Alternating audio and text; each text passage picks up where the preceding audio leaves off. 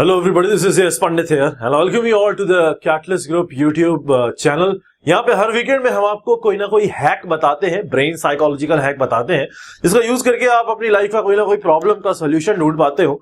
हर बार बहुत सारे लोग कमेंट करके कोई ना कोई प्रॉब्लम बताते हैं कि सर इस पे कोई वीडियो बनाइए। इंस्टाग्राम पे बहुत लोग मैसेज करते रहते हैं कंटिन्यूअसली, हम लोग सबका देखने की कोशिश करते हैं, बट अगर कोई छूट जाता हो तो बार बार कर दिया करो, क्योंकि इकट्ठा सबका देखना कभी कभी पॉसिबल नहीं हो पाता है। बट हम लोग कोशिश करते हैं कि मैक्सिमम से मैक्सिमम मैसेजेस देखे जाए और उन पे वर्क किया जाए।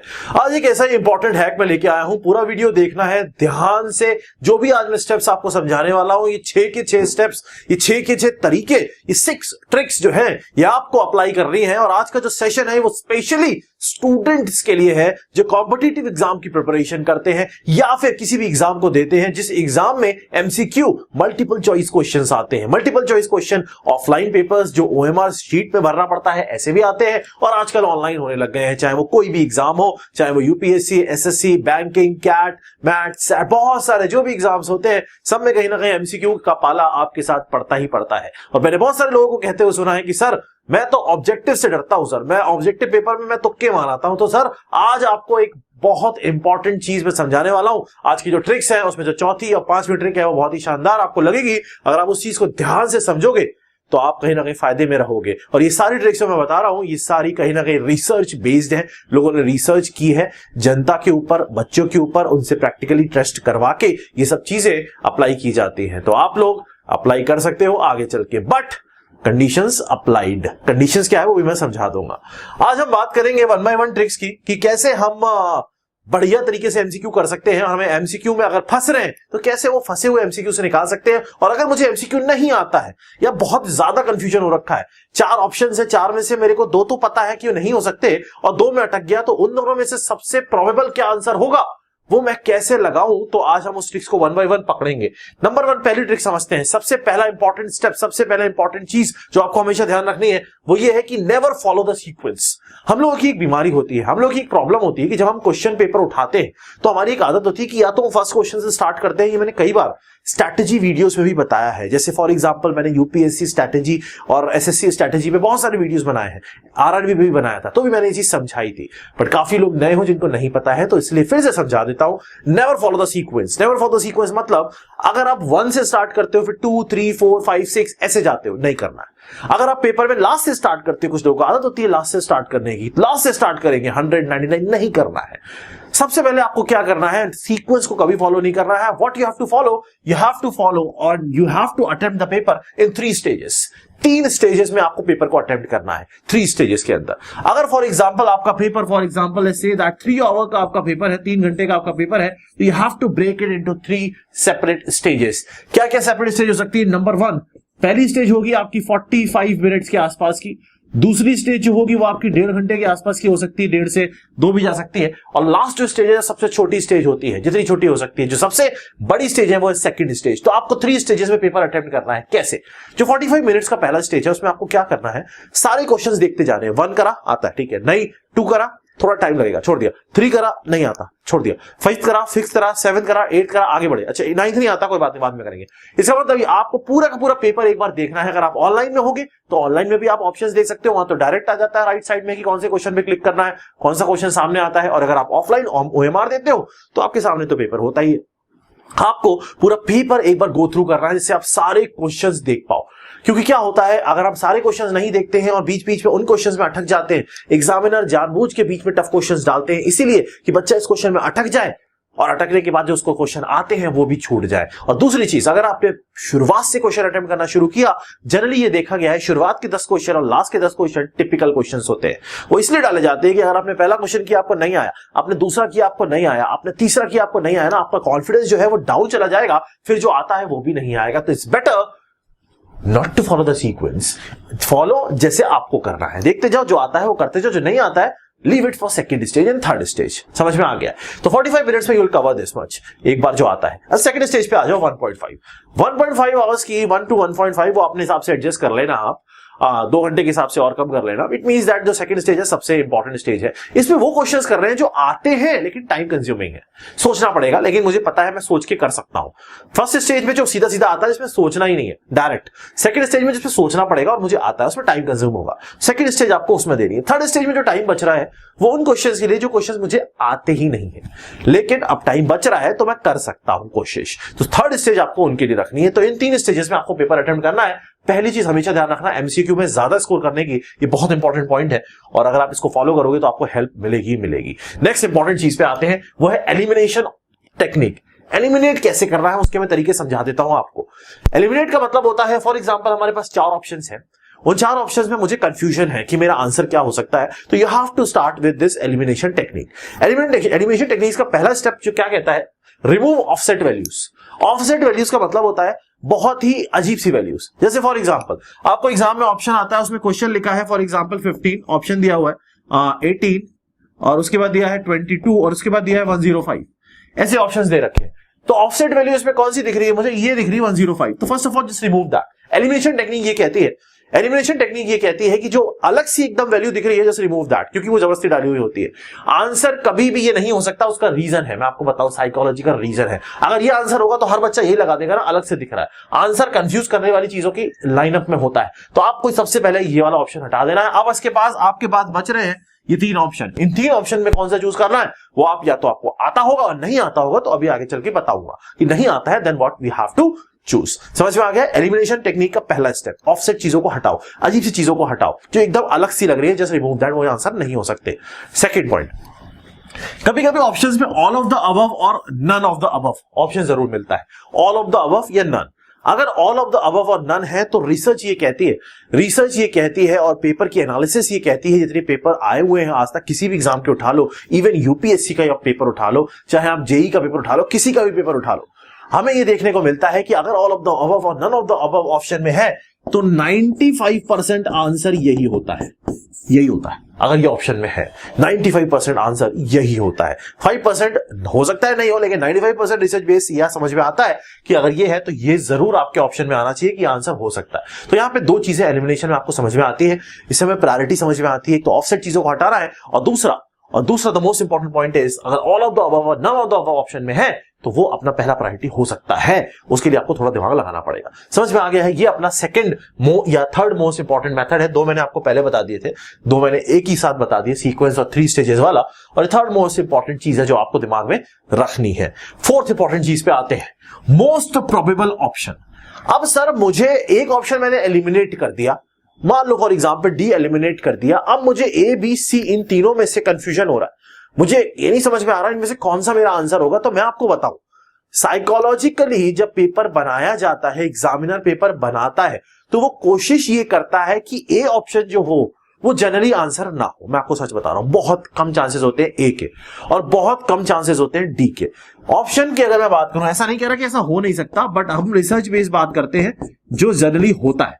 अगर मेरे पास 4 ऑप्शंस है तो इसके आंसर होने के चांसेस सबसे लीस्ट होते हैं, उसके बाद इसके होते हैं, मतलब ये सबसे कम रहेगा कि भाई ये तो मुश्किल है इसका आंसर हो, ये भी नहीं हो सकता। सबसे प्रोबेबल ऐसा कहा जाता है कि हमेशा बी और सी में से एक आंसर होता है, द मोस्ट प्रोबेबल वन। और अगर हम बी और सी में भी मुझे नहीं आता है तो एक टेक्निक आजकल यूज करते हैं बहुत सारे लोग, जिसको बोलते हैं तुक्का टेक्निक। उसमें यह कहा जाता है कि अगर बी और सी में कंफ्यूजन है तो आप बी की तरफ जा सकते हो 50-50 वाले केस में। सबसे पहले एक एलिमिनेट कर दोगे, देखो ये स्टेप बाय स्टेप प्रोसीजर है। एलिमिनेट करने के बाद परसेंटेज ऑफ एरर वाला जो रेंज होता है वो कम हो जाता है। अब 3 ऑप्शन है आपके पास, 3 में से अगर आपको 2 ऑप्शन भी क्लियर दिखते हैं क्योंकि ए आपको लग रहा है नहीं हो सकता, तो इन दैट केस आप बी पे प्रेफर कर सकते हो, ठीक है। बट फिर वही चीज है, एप्लीकेबल है लेकिन 100% नहीं है, 95% है, 5% हम कह सकते हैं कि हर चीज, कोई भी चीज 100% तो नहीं हो सकती ना, बट स्टिल रिसर्च बेस्ड है। तो जनरली बी और सी में से ही आंसर्स होते हैं। आप कभी भी नोटिस करना, पेपर उठाओगे ना, देखोगे तो मैक्सिमम आपको बी से ही मिलेंगे। जनरली ए लग रहा होता है, कुछ एग्जाम्स ऐसे होते हैं जिसमें ए आंसर लगता है। जैसे फॉर एग्जांपल अगर हम कुछ टेक्निकल पेपर्स की बात करते हैं तो टेक्निकल जैसे गेट हो गया या जेई इंजीनियरिंग में जाने के लिए एस्पिरेंट्स भरते हैं एक फॉर्म, जेई का पेपर देते हैं, उनके पेपर हो गए। उस केस में क्या करते हैं, ये जानबूझ के ए ऑप्शन ऐसा डालते हैं कि आप गलती करोगे ना तब भी आपका ए ऑप्शन आएगा। इट मींस दैट अगर आपने कोई मिस्टेक भी करी है ना कैलकुलेशन में, even then you will get your answer A. जिससे अब क्या होता है ना, अब हम कभी भी क्वेश्चन करते हैं और अपना आंसर आ गया एग्जाम के टाइम पे, तो हमारे अंदर एक अजीब सी खुशी आती है, मैंने आंसर निकाल लिया और ए ऑप्शन पे वही आंसर दिख गया तो मैं तुरंत टिक मारता हूं, मतलब मैं रोक नहीं पाता अपनी भावनाओं को, और जानबूझ के वो करते हैं ऐसा कि आप अगर गलती करोगे तो ए ऑप्शन मैच करेगा। तो you have to just be aware in this case. ध्यान रखना ए ऑप्शन बहुत कम होता है कि आंसर हो, जनरली बी से में से एक होता है और maximum probability is for B. This is the next point which you have to remember, most probable option B और सी में से जनरली बी को प्रेफर किया जाता है। नेक्स्ट पॉइंट पे जाएंगे, रिमेंबर द डायरेक्ट वैल्यूज। अगर हम कैलकुलेशन बेस्ड एग्जाम की बात करते हैं जहां मैथमेटिकल कैलकुलेशंस आती हैं, अंडर रूट और ये सब चीजें, तो कोशिश ये करना कि जब भी आप किसी ऐसे पेपर पे जाते हो तो just remember as many values directly you can. For example under root g हो गया, पाई की वैल्यू हो गई, 1/पाई की वैल्यू हो गई, कुछ ऐसी वैल्यूज जो जनरली रेफर बार बार आती है। अंडर रूट में 10 तक की वैल्यूज याद कर लेना, क्यूब रूट में 10 तक की वैल्यूज याद कर लेना, 20 तक की वैल्यूज याद कर लेना। क्यों याद करना है? ये याद ऐसे नहीं होगी कि रट लिया। मैंने हमेशा बताया इस ट्रिक को, वैल्यूज याद करनी है तो मोबाइल का वॉलपेपर बना लो, एक हफ्ता मैं गारंटी दे रहा हूं याद हो जाएंगी वैल्यूज। पेपर में लिखो, पिक्चर क्लिक करो, मोबाइल का वॉलपेपर बना लो, और ज्यादा आपको चाहिए तो व्हाट्सएप का वॉलपेपर बना लो। व्हाट्सएप पे तो पूरे दिन बैठे रहते हो ना चैट करने के लिए, है ना, तो उसका वॉलपेपर बना, बार बार देखोगे तो याद हो जाएंगी values. Bar bar again and again जब आप देखते हो ना उस चीज को तो वो याद हो जाती है, क्योंकि ये शॉर्ट टर्म से लॉन्ग टर्म में जाता है। रटना नहीं है, रट नहीं पाओगे वैल्यूज को कभी भी। तो अगर आपको डायरेक्ट वैल्यूज पता है तो आपको कहां पे आसानी होगी मैं आपको बताता हूं। आपको कैलकुलेशंस के टाइम पे इजी होगा। कैलकुलेशंस में आप अप्रोक्सीमेशंस लगा सकते हो। अप्रोक्सीमेशंस का मतलब होता है, और ये प्रैक्टिस से आता है, खूब प्रैक्टिस करनी पड़ेगी तभी काम बनेगा, ऐसे नहीं। आपने वैल्यूज याद कर ली, अप्रोक्सीमेशंस लगाने। फॉर एग्जांपल मुझे 9827 डिवाइडेड बाई पाई इंटू 2 करना है फॉर एग्जांपल। अब मुझे यहाँ पाई की वैल्यू पता है कि सर पाई की वैल्यू जो है वो 3.14 होती है फॉर एग्जांपल, मैं 2 डिजिट तक लेता हूं। तो अगर मैं इसको 3 ले लूं, अगर मैं यहां पे इसको 3 लेता हूं तो 0.14 मैंने यहां से कम किया है नीचे से, इसका मतलब ऊपर में कुछ वैल्यू बढ़ा भी सकता हूं। तो ये आप प्रैक्टिस कर करोगे, जब बार बार करोगे तो आपको आ जाएगा कि पाई को 3 लेके भी सॉल्व किया जा सकता है। इससे आंसर जो होते हैं वो आंसर मैच करने लग जाते हैं इजीली, और कैलकुलेशन जल्दी हो जाती है। पॉइंट में कैलकुलेशन में टाइम लगता है। तो what you have to do is that you have to remember as many direct values you can, जो जनरली आती हैं। जब क्वेश्चन पेपर करोगे ना, प्रीवियस ईयर पेपर्स लगाओगे तो कुछ वैल्यूज बार बार आ रही होंगी। अपनी टेबल जिसपे पढ़ते हो ना, टेबल पे पढ़ा करो, बेड पे मत पढ़ा करो, नींद आ जाती है। टेबल पे चार्ट चिपका के वो वैल्यूज जो बार बार आ रही होती है ना उनको लिखते रहा करो, क्योंकि वो रिपीट होती है वैल्यूज, उनको याद कर लो। एग्जाम में बहुत टाइम बचेगा, मैं आपको बता रहा हूं, एमसीक्यू पेपर में बहुत टाइम बचेगा। And then you can use those value directly, कम करके आप डायरेक्टली कैलकुलेशंस में यूज कर सकते हो। और कैलकुलेशंस के लिए वैदिक मैथमेटिक्स अगर आप यूज करोगे तो वो और ज्यादा बेनिफिशियल होगा। वैदिक के लिए मैंने लेक्चर डाला था स्क्वायर रूट वाला, क्यूब रूट वाला, वो देख सकते हो। मल्टीप्लिकेशंस की भी ले आऊंगा, आपको प्लेलिस्ट में मिल जाएगा और नीचे लिंक भी दे दूंगा। वो ट्रिक्स वो आप यूज कर सकते हो, उन ट्रिक्स से आपको काफी हेल्प मिलेगी मल्टीप्लिकेशन, डिवीजन और सारी चीजों के अंदर। तो एक ये भी इंपॉर्टेंट चीज है जो एमसीक्यू में आपको ध्यान रखनी है। और सबसे इंपॉर्टेंट चीज की अगर मैं बात करूं तो एमसीक्यू जो बेस्ड होता है वो होता है प्रैक्टिस पे। जितना प्रैक्टिस करोगे उतना ज्यादा एमसीक्यू के पेपर में आप परफॉर्म करके आओगे। कुछ लोग बोलते हैं सर मेरा कॉन्सेप्ट बहुत गजब क्लियर है, मेरा कॉन्सेप्ट क्लियर है, मैं तो बना लूंगा क्वेश्चन, मैं तो नया क्वेश्चन भी कर लूंगा। तो मैं आपको बता दूं, एग्जाम के अंदर अगर कोई नया क्वेश्चन आता है तो 90% केसेस में वो क्वेश्चन बच्चा नहीं कर पाता है। एग्जाम में आप वही क्वेश्चन कर पाओगे कम टाइम के अंदर, प्रेशर वाले टाइम के अंदर, जो क्वेश्चन आपने पहले देखा होगा। दिस इज द रियलिटी, ये सच्चाई है। अगर आपने क्वेश्चन पहले कहीं देखा है या उस चीज को पहले कहीं पढ़ा है तभी उस क्वेश्चन को अटेम्प्ट कर पाओगे, चाहे आप टेक्निकल पेपर दे रहे हो, चाहे आप नॉन टेक्निकल पेपर दे रहे हो, चाहे आप मैथमेटिकल कैलकुलेशन बेस्ड पेपर दे रहे हो, चाहे आप नहीं आर्ट्स का पेपर दे रहे हो, कोई भी पेपर दे रहे हो, आपको हमेशा ध्यान रखना है अगर आपने वो स्टेटमेंट, वो कैलकुलेशन, वो क्वेश्चन टाइप का कहीं किया हुआ है तभी आप उसको पेपर में कर पाओगे, क्योंकि टाइम कम होता है, उस टाइम में परफॉर्मेंस देनी होती है। तो आप ये मत सोचना कि मैं अब तो भैया मेरे को तो गजब कॉन्सेप्ट क्लियर है, मैं तो बना लूंगा ना। इस चीज के लिए आपको खूब प्रैक्टिस करनी है, इतनी प्रैक्टिस करनी है कि एग्जाम में ऐसा हो ही नहीं सकता कि आपका देखा हुआ क्वेश्चन ना आए। आपको जो क्वेश्चन देखा हुआ है कहीं ना कहीं अगर वो होगा तो आप तुरंत मैच कर लोगे। मैं सच बता रहा हूं, इस चीज को ध्यान रखना, एक्सपीरियंस से बोल रहा हूं 10 साल के, और जो स्टूडेंट्स को मैं पढ़ा रहा हूं उन लोगों ने जो बताया वो ये रियलिटी है। देखा हुआ क्वेश्चन ही ऑब्जेक्टिव में आप कर पाओगे, नहीं देखा हुआ क्वेश्चन आप नहीं कर पाओगे। मैं आपको बता रहा हूं, बहुत टाइम लगता है फिर सोचने में, समझने में, इतना टाइम थोड़ी होता है पेपर के अंदर। इससे बेटर तो उसको स्किप करके नेक्स्ट क्वेश्चन पे जाओ। स्किप करना इंपॉर्टेंट होता है इन दैट केस, क्योंकि वेस्ट करना नहीं होता है। वेस्ट करोगे तो 2 क्वेश्चन जो आते हैं वो चले जाएंगे। समझ में आया ना? ठीक है, तो आप खूब प्रैक्टिस करनी है और स्मार्ट स्टडी करनी है। स्मार्ट स्टडी का मतलब फिर से बता देता हूं, पहले ही बताया, अपने बल्कि नोट्स को शॉर्ट नोट्स में कन्वर्ट करो, माइंड मैप्स में कन्वर्ट करो, फ्लैश कार्ड्स में कन्वर्ट करो, फोटोग्राफ में कन्वर्ट करो, और फिर रिवीजन उन बल्कि नोट से नहीं करना है, उन शॉर्ट नोट से, उन माइंड मैप नोट से करना है, और फिर क्वेश्चन लगाने हैं। बस क्वेश्चन जितना ज्यादा प्रैक्टिस करोगे उतनी अच्छी परफॉर्मेंस देके आओगे। इस चीज को दिमाग में घुसा के चिपका लो अंदर और ताला मार दो। किताबें चाहे 1000 पढ़ लो, चाहे 500 पढ़ लो, चाहे 100 पढ़ लो, चाहे 1 पढ़ लो, लेकिन जब तक क्वेश्चन नहीं लगाओगे एग्जाम में परफॉर्मेंस नहीं दे पाओगे। इस चीज को हमेशा ध्यान रखना है। तो मेरी ये 5-6 जो मैंने इंपॉर्टेंट पॉइंट्स बताए हैं आपको, इनको अगर आप अप्लाई करते हो step by step, most probable वाला भी ऑप्शन लगा सकते हो, एलिमिनेशन टेक्निक भी मैंने आपको समझाई हुई है, और जो भी चीजें बताई अगर आप इनको अप्लाई करते हो तो मैं गारंटी देता हूं आप एमसीक्यू में अच्छा परफॉर्म करके आओगे और आपकी रैंक जितनी अभी आती है उससे गारंटी इंप्रूव होगी। इस चीज को अप्लाई करना। और अगर कोई प्रॉब्लम, कोई कंफ्यूजन लगता है तो जरूर कमेंट सेक्शन में बताओ, मैं कोशिश करूंगा उस पर वीडियो बनाने की। कुछ नया, कुछ आपको ऐसा लगता है कि सर ये बहुत इंपॉर्टेंट चीज है और उस पर सबसे ज्यादा लाइक होते हैं, तो मैं ऑटोमेटिकली उस कमेंट को उठा के उस पर वीडियो बनाता हूं। इंस्टाग्राम आईडी आपको फर्स्ट कमेंट में मिल जाएगी। और भी अगर कोई कंफ्यूजन, कोई भी डाउट हो तो बताना, ये चीजें उन तक पहुंचाओ। मैं हमेशा बोलता हूं अपने जूनियर्स, अपने फ्रेंड्स, अपनी फैमिली में बताओ लोगों को ये वीडियो के बारे में कि सर ऐसा ऐसा करा जा सकता है, ये चीजें अप्लाई करें। क्योंकि जो चीज आप अभी सीख रहे हो, जो मैं अभी सीख रहा हूं, अगर मैं किसी और को जो मुझसे पहले सीख जाए वो कर सकता हूं, तो कहीं ना कहीं वो चीज उसके लिए बहुत अच्छी होगी और आपके लिए भी अच्छी होगी। तो मिलते हैं नेक्स्ट सेशन के अंदर, नेक्स्ट इंपॉर्टेंट हैक के अंदर। कल एक मोटिवेशनल, एक बढ़िया सेशन आने वाला है जिसको आप सुन के कुछ ना कुछ आपको फील होगा, गारंटी है मेरी। मिलते हैं कल, तब तक मस्त रहो, खुश रहो, ऐश करते रहो और मेहनत करते रहो जिंदगी में कुछ बनने के लिए। मैंने हमेशा बोला है, एक जिंदगी है, एक लाइफ है, और उस लाइफ को बर्बाद मत करो सो के, खा के, आराम करके और फालतू की चीजों में इन्वॉल्व होके। It's better to concentrate on it. अपने प्रॉपर एम पे कंसंट्रेट करो, अपनी लाइफ पे कंसंट्रेट करो और अपनी लाइफ को बदलो, कुछ बनो, करके दिखाओ कुछ। Thank you. Have you ever tried thinking why you are not able to qualify different examination? That is engineering services, GATE और state services. कभी सोचा है क्यों selection नहीं होता है? Let me tell you. Let me give you the basic introduction कि होता क्यों नहीं है. Let me explain you the things. The reason is that because these examination need a perfect analysis. Analysis means you should know everything. So here in Catalyst Group, in my classes, where I'll give you the analysis of the exam, I'll give you the theory lectures, I'll give you the question lectures. What we'll do, we'll complete each and every question in the class. Previous year से उठा के expected questions तक सब कुछ हम class में कर लेंगे।